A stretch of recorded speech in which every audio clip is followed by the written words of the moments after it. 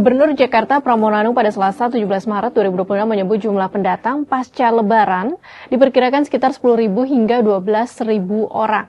Ia mengklaim angka tersebut menurun dibandingkan tahun sebelumnya dan mencerminkan semakin meratanya perkembangan ekonomi di berbagai daerah. Namun benarkah penurunan itu disebabkan oleh pemerataan pembangunan atau justru karena semakin terbatasnya lapangan kerja di Jakarta? Kita bahas ya. Dalam beberapa tahun terakhir, jumlah pendatang yang masuk ke Jakarta seusai Idul Fitri memang bisa dibilang sedang dalam tren penurunan. Berdasarkan data Badan Pusat Statistik atau BPS, penurunan itu sudah tercatat sejak 2023 hingga 2025. Pada 2023 tercatat ada 395.298 pendatang. Angka itu turun drastis pada 2024 mencapai 84.783 jiwa. Sementara pada 2025 jumlah pendatang diperkirakan berkisar antara 10.000 hingga 15.000 jiwa.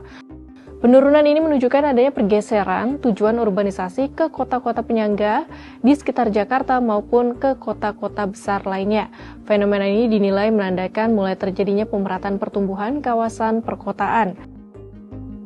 Hasil jajak pendapat Kompas pada 17 hingga 20 Maret 2025 juga menunjukkan bahwa 41,6% responden mengaku mengarahkan kerabatnya untuk pindah ke kota besar di luar Pulau Jawa. Selain faktor pemerataan pertumbuhan perkotaan, menurunnya urbanisasi ke Jakarta juga dipengaruhi oleh kondisi lapangan kerja. Meskipun peluang kerja tetap terbuka bagi pendatang baru, tingkat pengangguran terbuka atau TPT di Jakarta masih tergolong tinggi. Pada November 2025, TPT tercatat mencapai 6,31%. Angka ini naik 0,26 poin persentase dibandingkan Agustus 2025. Meski tingkat pengangguran masih tinggi, peluang kerja bagi pendatang di Jakarta tetap tersedia, terutama di sektor informal. Sementara itu, untuk dapat lebih mudah masuk ke sektor formal, peningkatan keterampilan menjadi faktor penting. Di Jakarta, kompetensi tenaga kerja sangat dibutuhkan agar mampu bersaing di pasar kerja. Menurut laporan BPS Jakarta, terdapat 3 lapangan usaha yang paling banyak menyerap tenaga kerja di ibu kota, yakni perdagangan 23,22%, penyediaan akomodasi dan makanan minum 13,29%, serta pengangkutan dan pergudangan 11,92%.